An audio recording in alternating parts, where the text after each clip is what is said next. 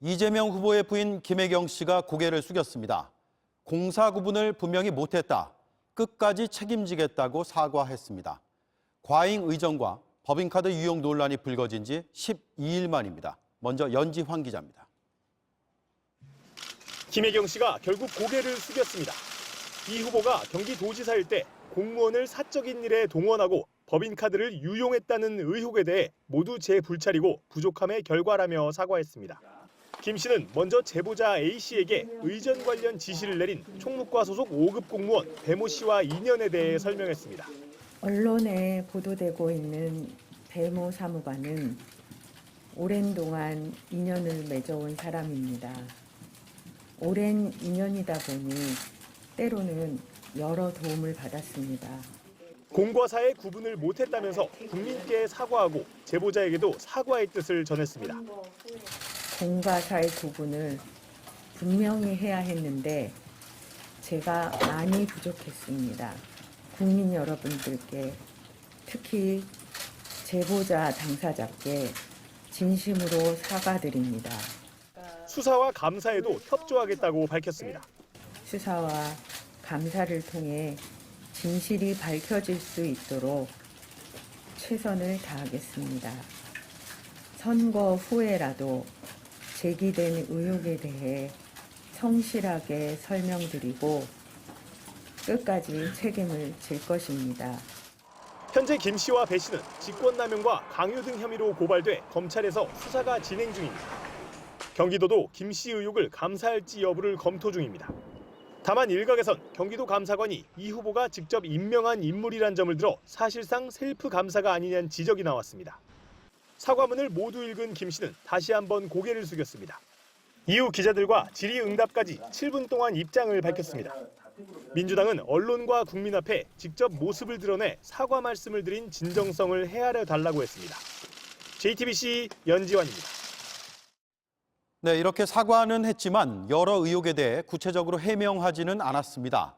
자택으로 배달한 음식을 누가 먹은 건지, 어떤 의혹에 대해 사과하는 건지 물었지만 설명이 없었습니다. 고석승 기자입니다. 국민 여러분께 다시 한번 죄송하다는 말씀을 드립니다. 국민 여러분들께 특히 제보자 당사자께 진심으로 사과드립니다. 거듭 죄송합니다. 거듭 죄송하다며 고개를 숙인 김혜경 씨는 각종 식료품 구입에 법인카드가 쓰였다는 논란부터 약 대리 처방, 관용차, 사적 이용 의혹까지 그동안 나온 여러 의혹에 대해선 일일이 해명하지 않았습니다. 기자들과의 질의응답에서도 각종 의혹에 대한 질문이 이어졌지만 구체적인 설명은 없었습니다. 사과하시는 부분이 어떤 사실관계를 사과하시는 건지 좀 설명을 부탁드립니다. 실체적인 진실이 밝혀질 때까지 최선을 다해서 협조를 하고 그리고 거기에 따라서 결과가 나오면 부분에 책임이 있다면 책임을 질 것입니다. 제보자는 배달된 음식의 양이 상당하다 이렇게 주장하고 있는데 그럼 이거를 다 뭐 10분이나 함께 드신 건지 시에 대한 입장 어떻게 되시는지 좋습니다. 책임을 회피할 생각은 없습니다. 저의 불찰이라고 생각하고요. A씨는 피해자라고 생각합니다.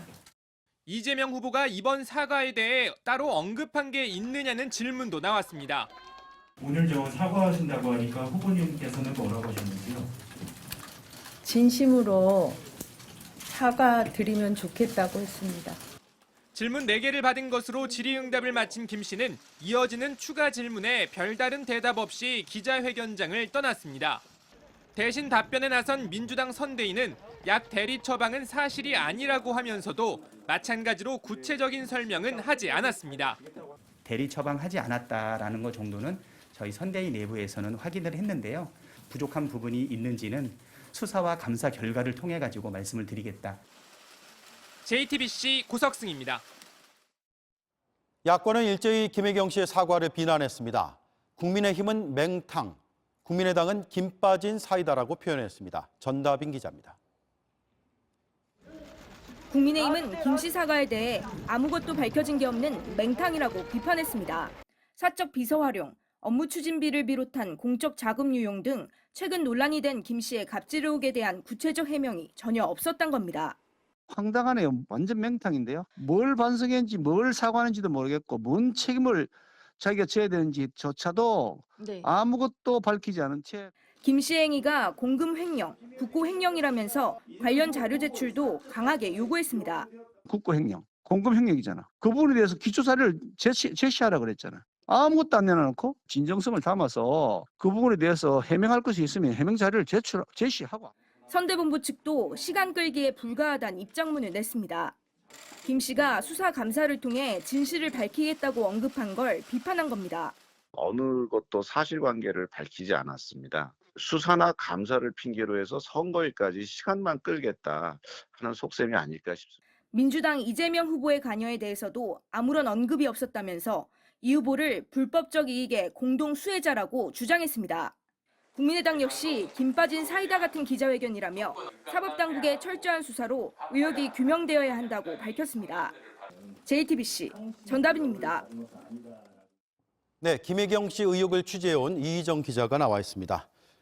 일단 사과도 중요하지만 뭐가 사실이냐 아니냐라는 해명도 중요한데 없었습니다. 그래서 지금까지 제기된 의혹을 하나씩 정리를 해봐야겠습니다. 네, 먼저 이 김혜경 씨의 약 대리 처방 의혹부터 보겠습니다. 제보자 A 씨는 이 배모 씨의 지시를 받고 호르몬제를 대신 처방을 받아서 김 씨 집으로 직접 전했다고 주장을 합니다. 예. 당초에 민주당은 이 김혜경 씨가 이 호르몬제라는 약을 자체적으로 먹은 적이 없다라고 입장을 밝혔다가 저희 JTBC가 김 씨 본인이 받은 처방전을 제시를 했을 때 돌연 입장을 바꾼 바가 있는데요. 그랬죠. 네, 민주당은 오늘 기자회견 후에도 김 씨가 본인 이름으로 처방을 받은 적은 있었지만 이 대리 처방된 당시의 약을 먹었는지 그 사실관계는 알 길이 없다라고 기존 입장을 반복했습니다. 네. 하지만 상식적으로 이 김 씨가 먹지도 않은 약을 굳이 포장까지 해서 김 씨 자택 문에 건다는 것 자체를 좀 의혹이 많이 남겨져 있는 상태고요. 또 A 씨가 이 지시를 받고 자택으로 소고기나 이 초밥 같은 음식을 직접 배달을 했다고 했는데 그래서 오늘 질문에서 그럼 이걸 누가 먹었느냐라고 물었는데 답을 못했습니다. 네. 평소 음식뿐 아니라 뭐 집안의 제사 음식 그리고 평소에 명절 이런 심부름까지도 다 해왔다라는 사실이 밝혀져 있는 상태입니다. 네. 그 자택으로 간 음식 중에서 소고기의 경우에는 이른바 카드깡이라고 하죠. 그 수법으로 법인카드를 이용한 의혹이 있다는 거잖아요. 네, 맞습니다. 식사 명목으로 보고를 하기 위해서 되게 치밀하게 지시한 정황들이 있는데요. 당시에 뭐 녹취 파일을 보면 이 뭐 12만 원어치의 고기를 달라고 해라. 또 영수증에 이 100원짜리 단위를 떼버려라. 뭐 이런 지시들이 나왔는데 이 부분도 답을 피했습니다. 또 이 제사 음식을 산 날에 같은 가게에서 업무 추진비 43만 원이 결제된 사실도 드러난 상황인데요.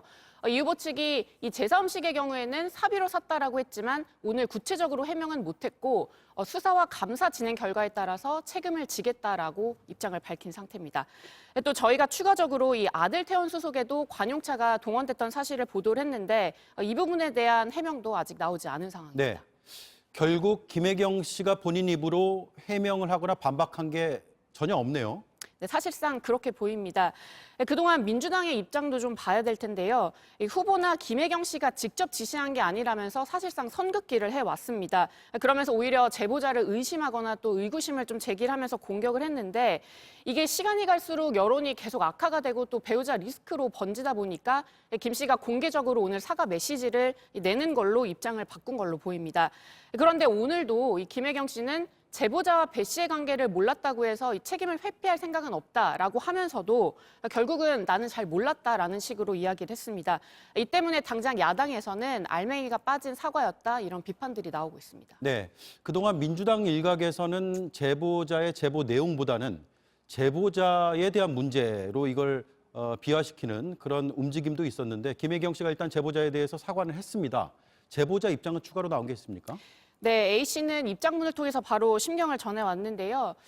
진정성을 느끼지도 못하겠고 본질을 관통하지도 못한 기자회견이라고 일단 밝혔습니다. 예. 또 하나도 정확하게 답을 안 했다면서 이 법카 유용의 범위 그리고 그 음식들을 누가 먹은 건지 좀 묻고 싶다 이렇게 대신 전해왔습니다. 네.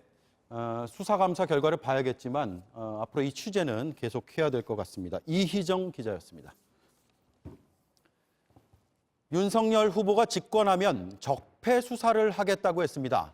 당장 정치 보복을 안 한다던 입장이 바뀐 게 아니냐 이런 해석이 나왔습니다. 민주당은 정치 보복의 야욕을 드러냈다고 했고 청와대도 불쾌하다는 입장을 냈습니다. 강희영 기자입니다. 윤석열 후보가 대통령에 당선되면 문재인 정부에 대한 적폐청산 수사를 하겠다고 밝혔습니다. 중앙일보와의 인터뷰에서 집권하면 전 정권 적폐청산 수사를 할 거냐는 질문에 수사를 하겠다고 세 차례나 강조했습니다. 다만 자신은 수사에 관여하지 않겠다고 했습니다. 윤 후보는 민주당이 검찰을 이용해 범죄를 저질렀다면서 상응하는 책임을 져야 한다고 강조했습니다. 대장동 개발 특혜 의혹에 대해선 재수사를 언급하며 이재명 후보를 직격했습니다. 그간 윤 후보는 정치 보복은 하지 않겠다고 말해왔습니다. 정치 보복이라고 하는 것은 정치가 아니고 공작이기 때문에 그런 공작을 안 한다고 분명히 말씀을 드렸습니다. 민주당은 거세게 반발했습니다. 윤석열 후보가 마침내 문재인 정부에 대한 정치 보복과 검찰공화국 야욕을 낱낱이 드러냈습니다. 자신이 한때 몸담았던 정부 인사들을 향해서 하겠다고 하는 것을 선언한 것은 참으로 배은망덕한 발언으로까지 여겨집니다. 이 후보도 유감스럽다고 했습니다. 듣기에 따라서는 정치 보복을 하겠다 이렇게 들릴 수 있는 말씀이셔서 매우 당황스럽고 유감스럽게 생각합니다. 청와대는 매우 부적절하고 불쾌하다며 지켜야 할 선이 있는 거란 입장을 냈습니다. 이에 대해 윤 후보는 상식적인 이야기라고 맞받았습니다. 불쾌할 일이 뭐 있겠습니까? 스스로 생각하기에 문제될 게 없다면 불쾌할 일이 없지 않겠습니까? 상식적인 얘기인데. JTBC 강현입니다. 이번엔 베이징 올림픽 편파 판정 논란이 우리 대선판엔 미치는 영향은 없을지 짚어보겠습니다. 여론 읽어주는 기자 안지현 기자 나왔습니다. 자, 중국 변수를 따져봤죠? 맞습니다. 대선이 한 달도 남지 않은 시점에 이 중국에 대한 비판 여론, 이른바 반중국 정서가 확산되고 있는데요. 특히 청년 세대죠. 2030 세대가 가장 민감한 영향을 받을 것으로 꼽히고 있습니다. 실제로 지난달 한국 리서치에서요. 주변국 호감도 조사라는 걸 했는데요. 이 조사에서 20대가 중국에 대해 가장 부정적인 것으로 나타났습니다. 응답자의 88%가 중국에 대한 감정이 나쁘다 이런 취지로 답을 했고요. 이어서 30대가 부정 여론 높았습니다. 이번 대선의 캐스팅 보트로 20, 30대가 주목받고 있는데요. 이 반중 정서가 더 커진다면 중국에 대한 후보들의 태도를 놓고 20, 30대 유권자가 마음을 정할 가능성 있어 보입니다. 네, 근데 그 중국이 민감해할 만한 사드 문제를 놓고 뭐 윤석열 후보, 이재명 후보가 전혀 다른 입장이잖아요. 맞습니다. 그동안 윤석열 후보는 사드 추가 배치하자는 입장이었고요. 이재명 후보는 이에 반대하는 입장이었습니다. 그래서 저희 JTBC가 이에 대해서 지난 주말 여론조사를 실시해봤더니요. 윤 후보의 사드 추가 배치 찬성에 대해선 44.2%, 반대에 대해선 45.6%가 동의해서 양쪽 모두 비슷한 지지를 받고 있었습니다. 특히 중도층에서도요. 찬반 의견 격차가 보시는 것처럼 1.2%포인트 차로 크게 다르지 않았습니다. 네, 뭐 그렇게 여론이 팽팽하다면 이른바 반중 정서가 변수가 될지를 잘 모르겠는데요. 그런데 이번 조사가 이 편파 판정 논란 이전에 실시됐기 때문에 아직은 그렇게 예단하긴 쉽지 않아 보입니다. 네. 다만 이번 저희 JTBC 조사에서도 사드 추가 배치에 찬성한다는 입장이 연령별로 살펴보니까요. 이 남성과 여성 그 가운데서도 20대 남성에서 62.9%로 전 연령층에서 가장 높았습니다. 이재명 후보는 20대 남성, 이른바 이대남에서 지지율 열세를 보여왔죠. 이 반중 정서가 확산될수록 이대남이 사드 추가 배치를 주장하는 윤 후보 쪽으로 더 쏠릴 가능성 있습니다. 다만 박빙 흐름인 이번 대선의 키는 결국 중도층이 쥐고 있습니다. 앞서 말씀드린 것처럼 중도층에서 사드 추가 배치에 반대하는 이 후보의 입장에 동의한다는 목소리도 만만치 않았죠. 이대남 표심을 노리고 이 반중 정서에만 편승한다면 오히려 이 중도층의 반감 살 가능성도 있습니다. 그래서 오늘 여기의 결론은요. 이 반중 정서 잘못 다루면 독입니다. 네, 잘 들었습니다. 여론 읽어주는 기자 안지현 기자였습니다. 확진자가 5만 명에 육박했습니다. 그만큼 정부의 관리에 구멍이 커지고 있습니다. 한 확진자는 보건소에 전화를 100통 걸어도 연결이 안 됐다고 호소했습니다. 정부도 서서히 확진자가 스스로 상태를 챙기는 쪽으로 방향을 틀고 있습니다. 박민규 기자입니다. 34살 김현영 씨는 확진 닷새째가 되도록 보건소 연락을 못 받았습니다. 콧물과 기침 같은 증상이 시작된 건 일주일이 넘었습니다. 목이 점점 부어서 말을 할 수 없을 정도로 너무 많이 붓고 잠잘 때 잠을 못 잤어요. 기침이 너무 많이 나오는데 일주일 전 받은 PCR 검사 결과는 미결정. 최종 결과를 곧 알려주겠다던 보건소는 24시간 넘도록 소식이 없었습니다. 그 사이 상비약은 떨어졌고 전화통만 붙들고 있었습니다. 다 합쳐서 100통은 했을 거예요. 진짜 번호를 제가 외울 정도였으니까 기댈 곳은 말 그대로 보건소밖에 없는데 연락을 아예 두절 상태로. 참다 못해 보건소를 직접 찾아갔더니 결과가 누락됐으니 검사를 다시 받으라고 했습니다. 결국 이틀 만에 또 PCR 검사를 받고 다음 날 확진됐습니다. 그 뒤로도 보건소에서 온 건 즉석밥과 라면, 체온계, 그리고 업무가 늦어진다는 연락뿐이었습니다. 자신이 과거 항암 치료를 받았고 면역력이 낮다는 걸 설명할 기회도 없었습니다. 전화 한 통을 해주는 게 진짜 소중해요. 나라에서 제 아내를 걱정해주고 있다는 것 자체가 전화할 여력조차 없는 분들은 어떻게 돼야 돼요? 내일부터는 60세 이상 등 고위험군이 아니라면 재택치료자 스스로 몸 상태를 챙겨야 합니다.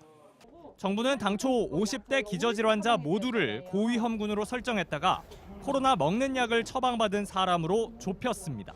동네 병의원에서 먹는 치료제 처방을 이렇게 허용할 예정인데 부작용이라든가 그런 것 때문에 좀 추가적인 모니터링이 필요할 수 있습니다. 정부는 어린이나 임신부는 따로 관리하겠다고 밝혔지만 50대 미만 젊은 기저질환자 등 사각지대에서 문제가 일어날 거란 걱정이 많습니다. JTBC 박민규입니다. 앞으로 QR코드 명부를 더 이상 쓰지 않는 걸 정부가 검토하고 있습니다. 확진자 수가 감당하기 어려운 수준이어서 의미가 없다고 본 것이죠. 내일부터는 보셨듯이 재택치료도 환자 스스로 관리해야 합니다. 그래서 혼란스러우실 것 같습니다. 꼭 알아야 할 내용 성화성 기자가 정리했습니다. 재택치료에 필요한 물품은 미리 챙겨야 합니다. 해열제와 기침약, 체온계와 소독제 등입니다. 재택치료 중 아프면 어떻게 해야 할까요? 평소에 다니던 동네 병의원이나 호흡기 전담 클리닉 등에 전화를 걸어서 상담할 수 있습니다. 비대면으로 약 처방도 가능합니다. 동거인이 약국에 가서 받아올 수도 있고요. 혼자 살고 있다면 보건소에서 배송을 해줍니다. 전화 상담이 가능한 동네 병원이 어디 있는지는 앞으로 건강보험심사평가원 홈페이지에서 확인할 수 있습니다. 아직은 동네 병원에 전화를 걸어서 비대면 진료가 가능한지 직접 물어봐야 합니다. 밤에 아프다면 24시간 운영하는 재택관리지원상담센터에 연락을 하면 됩니다. 의사와 만나서 진료를 하고 싶을 땐 어떻게 해야 할까요? 보건소에 연락하면 외래진료센터의 위치와 연락처 등을 알려줄 예정입니다. 외래진료센터에서는 엑스레이나 CT 촬영도 가능합니다.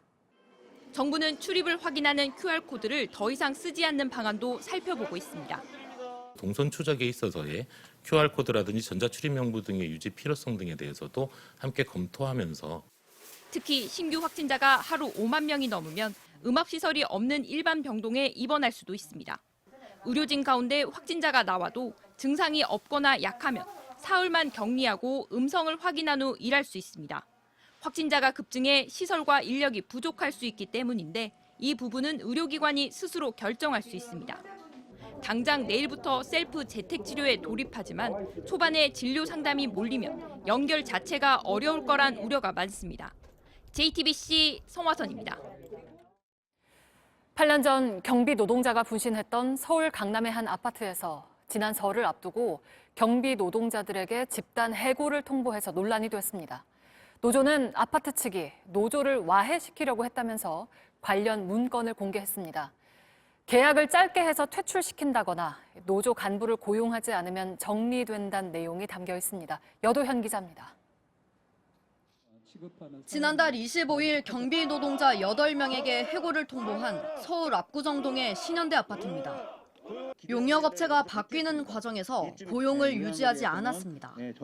경비 노동자들은 노조를 와해시키기 위해 집단 해고를 한 것이라고 주장했습니다. 해고를 통보받은 8명 중에 5명이 노조 활동을 해왔다는 겁니다. 노조는 입주민 대표자 회의가 입찰에 참여한 용역업체 10여 곳에 보낸 질문지도 공개했습니다. 노조와 단체 협약을 어떻게 맺을 것인지와 단체 행동 시 어떻게 대응할 것인지 물었습니다. 아파트 측이 만든 것으로 보인다며 공개한 또 다른 문건에는 노골적으로 노조를 와해시키는 방법이 담겨 있습니다. 계약을 1년 단위로 해서 퇴출시키면 노조는 와해될 것이라거나 새 업체가 노조 간부 등을 고용하지 않으면 깨끗하게 정리된다고 적혀 있습니다. 입찰에 참여한 용역 업체 중에는 책임지고 노조를 해산하고 노조 행동이 발생하면 계약 취소까지 감수하겠다는 것도 있었습니다. 경비원 관리원 노동자를 짓밟고 노동조합을 무력화시키고 탄압하기 위해서 이런 무자비한 일을 저질렀습니다. 집단 해고를 둘러싸고 논란이 커지자 새로운 용역업체는 결국 경비 노동자 모두를 다시 고용했지만 2달간의 수습 기간을 뒀습니다. 정식 계약 전에 근무 태도를 확인하겠다는 겁니다. 지금까지 문제없이 일해왔던 경비 노동자들은 언제 해고될지 모른다며 불안해하고 있습니다. 똑같은 장소에서 똑같이 일을 하고 있는데 2개월 수습 기간을 둔다는 자체가 말이 안 된다고 생각을 합니다. 상당히 좀 불안감이 좀 조성되고 있는 상황이죠. 아파트 측은 이번에 노조가 공개한 문건은 모르는 자료라는 입장입니다. 새로운 용역업체도 노조 와해 문건과는 관련이 없다고 주장했습니다. 압구정 신현대 아파트에서는 8년 전에 입주민들의 갑질로 고통을 호소하던 경비 노동자가 분신을 하는 일도 벌어졌습니다. JTBC 여도현입니다. 광주 아파트 붕괴 사고로 숨진 노동자들이 이제 모두 수습이 되면서 본격적인 경찰 수사가 이어지고 있습니다. 또 이와 함께 안전진단 결과에 따라서 아파트 전체를 다 부수고 다시 지을지도 결정이 될 걸로 보입니다. 정진명 기자입니다. 국립과학수사연구원과 고용노동부 감식 요원들이 붕괴 현장으로 들어갑니다. 꼭대기 39층과 그 아래 배관 설비층에서 최초 붕괴 지점 등을 살펴봅니다. 감식에 앞서 23층부터 39층까지 콘크리트 시료 67개도 채취했습니다. 콘크리트 강도에 문제가 없었는지 분석하기 위해서입니다. 경찰은 붕괴 주요 요인으로 무단으로 공법을 변경하고 콘크리트 지지대를 조기 철거한 것으로 보고 있습니다. 이번 사고의 책임자들을 일벌백계하여 건설 현장의 고질적 불법적 관행을 뿌리뽑도록 하겠습니다. 붕괴 사고가 난 아파트 처리도 문제입니다. 먼저 광주 서구청은 시공사인 현대산업개발에 안전 강화 조치 계획을 제출받아 정밀안전 진단을 실시할 계획입니다. 무너진 201동뿐만 아니라 단지 내 나머지 7개 동 모두 대상입니다. 진단 결과에 따라 철거 또는 공사 재개가 결정됩니다. 정밀안전 진단은 다음 달 중순쯤 시작될 것으로 예상됩니다. 사고가 난 201동은 철거 가능성이 높습니다. 예비 입주자들은 전체 철거 후 재시공을 요구하고 있습니다. 같은 공법, 같은 설계, 같은 자재로 건물을 올렸는데 201동만 부실 시공이냐 그렇게 판단을 안 하고 있습니다. 피해자 가족들은 현대산업개발에 진정한 사과와 충분한 보상을 요구하며 장례를 무기한 연기했습니다. 법적인 수준에서 관례대로 이렇게 책임을 지겠다는 건 저희는 말이 안 된다고 봅니다. 가족들은 징벌적 손해배상 책임도 물어야 된다며 정치권의 행동도 촉구했습니다. JTBC 정진명입니다. 고위공직자범죄수사처가 직권남용 등의 혐의로 고발된 윤석열 국민의힘 대선 후보를 재판에 넘기지 않기로 했습니다. 윤 후보는 검찰총장이던 2020년 5월 한명숙 전 국무총리 사건의 진상조사를 대검 감찰부가 아닌 서울중앙지검 인권감독관에게 맡겨서 수사를 방해했다는 의혹을 받았습니다. 공수처는 진상조사 담당 부서를 정하는 건 검찰총장의 권한이라면서 무혐의 이유를 밝혔습니다. 같은 혐의로 고발된 조남관 법무연수원장에게도 혐의 없음 결론을 내렸습니다. 충전을 다 하고 세워두었던 전기차에서 갑자기 불이 났습니다. 어제 부산의 한 아파트에서 일어난 일인데 옆에 있던 차들도 잿더미가 됐습니다. 구석찬 기자입니다. 아파트에 주차된 차량에서 갑자기 불길이 치솟습니다. 시뻘건 불은 맹렬한 기세로 순식간에 주변 차량들까지 삼킵니다. 15층 건물 우그로 올라왔었어요, 연기가. 그리고 고무 타는 냄새. 그것 때문에 죽겠다라고. 출동한 소방대원도 애를 먹습니다. 물대포를 쏘아도 불길이 쉽사리 잡히지 않습니다. 차량들 위에 덮개를 씌워 공기를 차단한 뒤에야 불이 꺼졌습니다. 폭발을 일으킨 밴 형태의 전기차와 불이 옮겨붙은 승용차 등 5대가 잿더미로 변했습니다. 전기차 폭발 화재 현장에는 아직도 그름 냄새가 진동을 합니다.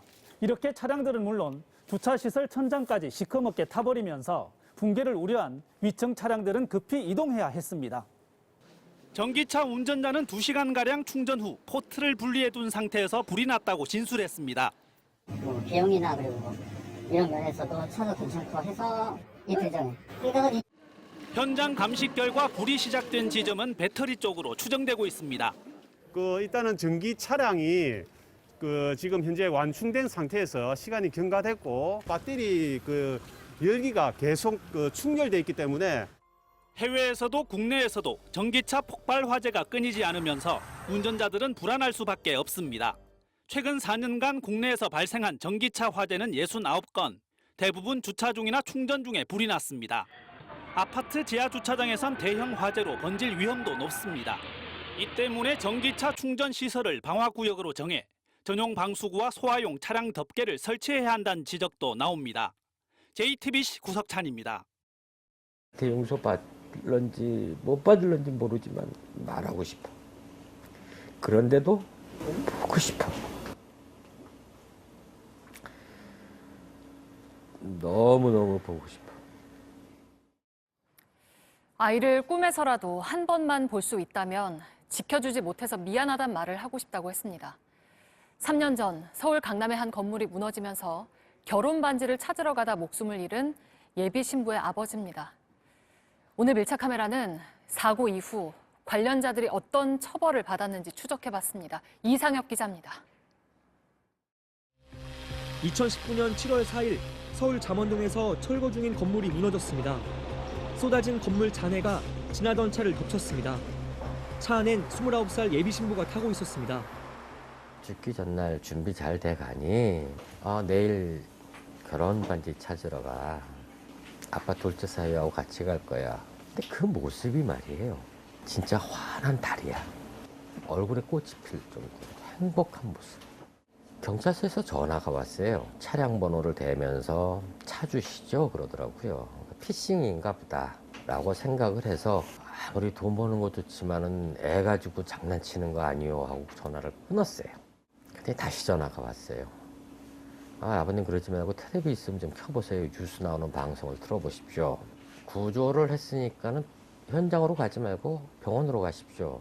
영안실이었어요. 그로부터 2년 7개월이 지났습니다. 수사를 맡은 서울중앙지검은 서초구청 공무원 3명을 재판에 넘기지 않기로 결정했습니다. 잘못한 증거가 없다는 게 이유였습니다. 사고 당시 건축법상 철거 공사는 허가가 아닌 신고만 하면 가능했기 때문에 담당 공무원들이 의무적으로 현장 점검을 해야 한다는 근거가 없다는 겁니다.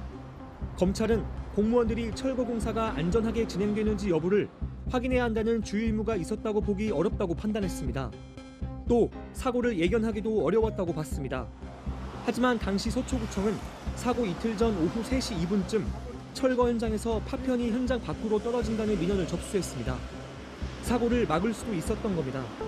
검찰은 취재진에게 검찰시민위원회 심의 결과도 불기소 의견이 많았다고 알려왔습니다.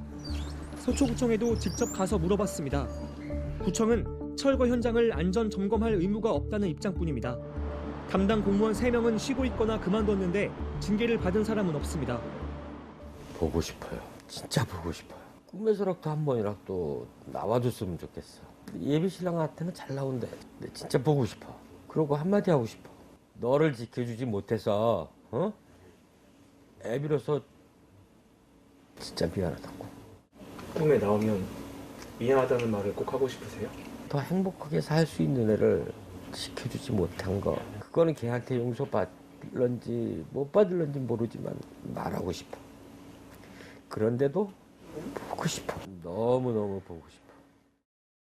사고 현장은 이렇게 달라졌습니다. 건물이 무너지고 그 자리에 또 짓고 누군가는 목숨을 잃고 틀에 박힌 비극이 반복되는 사이 남은 고통은 오롯이 피해자의 몫이 돼버렸습니다. 밀착 카메라 이상혁입니다.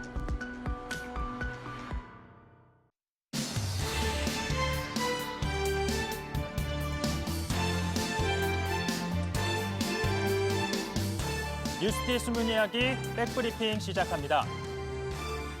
첫 번째 브리핑. 111입니다. 민주당 선대위가 제작한 이재명 대선 후보 홍보물입니다. 이른바 111 캠페인으로 1. 하루 1. 한 명에게 1번 이재명을 찍어달라고 호소하자는 겁니다. 민주당 선대위 메시지를 담당하는 정철 총괄이 기획했는데요. 보시면요. 범죄 신고 112, 재난 신고 119, 그리고 이 후보가 대통령감이라면 111로 신고, 이렇게 홍보했는데요. 그런데 이 111 어디서 많이 본 번호 아닌가요? 지금 바로 눌러보진 마시고요. 바로 국정원 간첩 신고 번호입니다. 이때 아닌 이런 간첩 신고 포스터가 되어버린 겁니다. 이 정철 총괄 미처 깊이 생각하지 못한 부분이라고 합니다. 이 111, 이 국정원 간첩 신고 번호로 정해진 건 2002년부터인데요. 그 후에도 아직 잘 모르는 분들이 계시긴 했더라고요. 그랬는데 간첩 신고는 111 맞습니까? 110번 같습니다.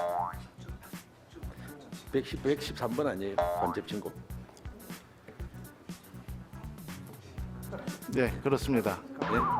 예. 그래서 110번, 111번, 113번 이런 얘기가 나오는데 상당히 그런 것 같습니다. 그리고 정확하게 말씀드리면요. 111은 국정원, 113은 경찰청 간첩 신고 맞고요. 110은 정부 민원 콜센터입니다. 그리고 이 111 번호 외에도요. 이 포스터 사진에 대한 지적도 나왔는데요. 이 무료 이미지 공유 사이트에 올라온 건데 그 원작자가 중국인입니다. 이 저작권상 이 문제가 될 건 없지만 지금 이 베이징 겨울올림픽에서 한복, 이 편파 판정 등으로 중국에 대한 여론이 좋지 않고 이 이재명 후보도 이 불법 조업 중국어선을 격침해야 한다는 등 이렇게 이 수위 높은 발언을 내놓은 상황에서 다소 이 세심함이 부족한 것 아니냐는 거죠. 결국 이를 제작한 정철 총괄 해당 캠페인을 철회했습니다. 이 111 캠페인이 하루 만에 중단이 된 겁니다. 이재명 후보와 민주당 의원들도 이를 공유했다가 지금은 모두 삭제가 됐습니다. 자, 아무튼 이참에요. 앞서 보신 것처럼 경찰청장도 헷갈려한 간첩 신고 번호가 111이라는 건 확실히 알게 됐습니다. 다음 브리핑은요. 6년 만에 자유입니다. 이번엔 인도네시아로 한번 가보겠습니다. 이 거대한 악어가 붙잡혔습니다. 이 천으로 눈은 가렸고요. 입도 단단히 묶었습니다. 그리고 한 남성이 이렇게 톱질을 하는데요. 이거 동물학대 아니야 하시겠지만 그가 잘라낸 건 바로 악어의 목을 조이고 있던 타이어입니다. 이렇게 타이어가 낀 악어가 처음 목격된 건 2016년입니다. 이 긴 시간 이런 모습을 하고 있다 보니까 인증샷을 찍는 듯 이렇게 이 지역의 명물로 떠오르기도 했는데요. 인도네시아 당국은 갖은 방법을 시도해봤지만 악어를 잡는데 실패했다고 합니다. 이 마취총을 사용할 경우에는 자칫 마취가 되기 전 물속으로 도망가면 이 악어가 죽을 수 있어서 하지 못했다고 하고요. 급기야 2020년엔 포상금까지 내걸었고 이 호주에 유명한 악어 조련사가 나섰지만 실패했습니다. 왜냐하면 이 악어가 매우 똑똑해서 작은 인기척만 들려도 물속 깊이 잠수해버린다는 겁니다. 그런 악어가 6년 만에 붙잡혔습니다. 이 35세 동네 청년이 이 악어를 잡기 위해 닭과 오리를 묶은 대나무 덫을 만들었고 3주 만에 성공했다고 합니다. Ya saya sendiri tangkap Pak, cuma saya minta tolong orang takut, memang saya sudah jerat. Iya. Pakai jerat 3 kemarin, jerat 2 putus terus 2 kali dikasih putus jerat saya hari Senin. 마침내 악어가 타이어에서 해방되자 이를 지켜보던 주민들도 함께 기뻐했는데요. 동물을 구한 이 청년은요, 이번이 처음이 아니라고도 했습니다. Saya tidak belajar, memang saya tidak suka kalau binatang sakit. Ular saya langsung tangkap. Ini apa ini? Saya ular semua sudah binatang noang sudah semua selamatkan. 그런데 이렇게 인간이 버린 쓰레기로 고통받는 동물들 먼 나라 얘기가 아닙니다. 보이시나요? TV, 침대, 자전거, 바로 우리 제주 바닷속 모습이라고 합니다. 자, 이런 오염 당장 동물들뿐만 아니라 결국에는 부메랑이 돼 인간에게 심각한 위협으로 되돌아온다는 거 잊지 말아야 할 겁니다.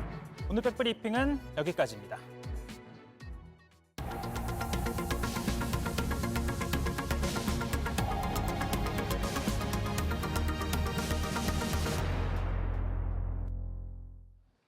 서울 도심에서 택배 트럭이 인도로 돌진했습니다. 상가까지 들이받아 3명이 크게 다쳤습니다. 우회전 중에 맞은편 차를 피하려다 사고를 낸 것으로 보입니다. 홍지용 기자입니다.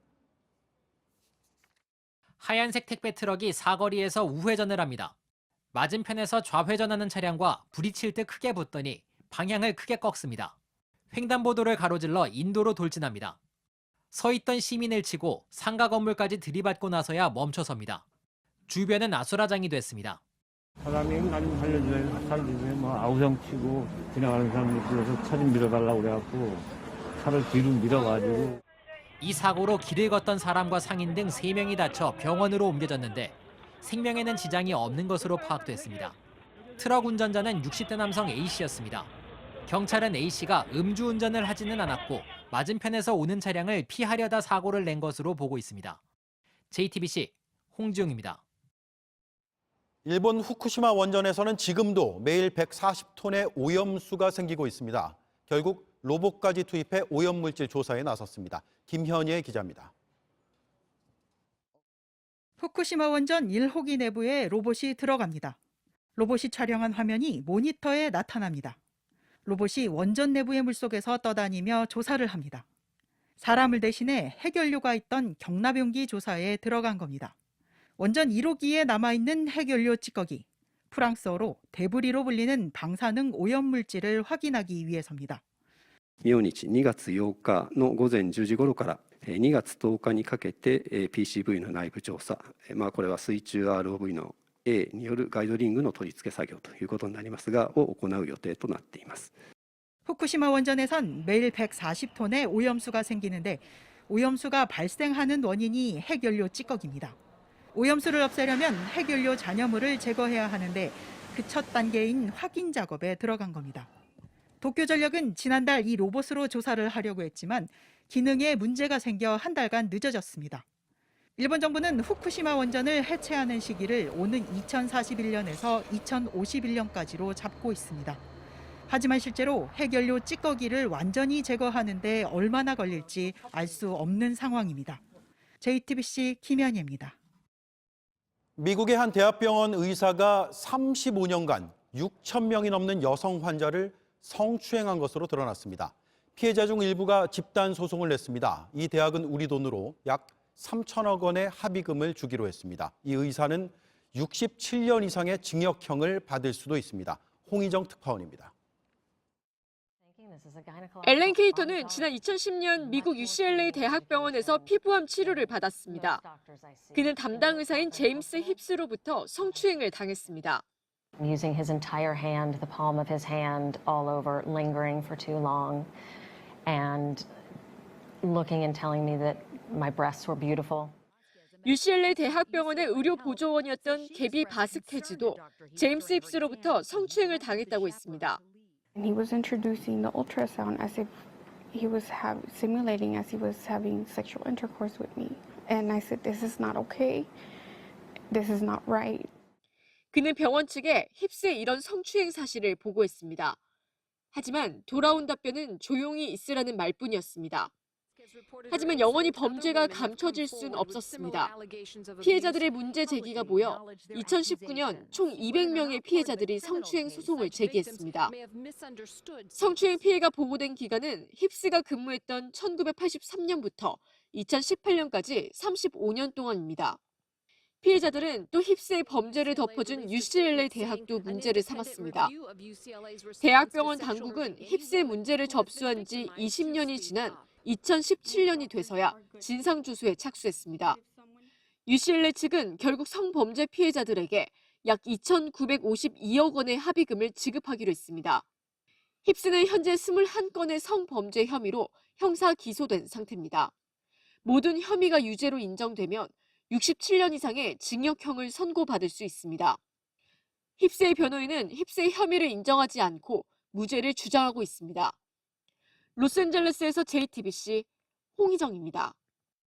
기록은 뒤바꿔도 기세까지 꺾을 순 없습니다. IOC가 문제의 심판을 심판할지 지켜보겠습니다. 뉴스룸 내일도 잘 준비해 놓겠습니다. 고맙습니다. 찢어봐 절대 꼼짝 않고 나는 버텨낼 테니까 거세게 때려봐 네 손만 다칠 테니까 나를 봐 야야 끄떡없어 쓰러지고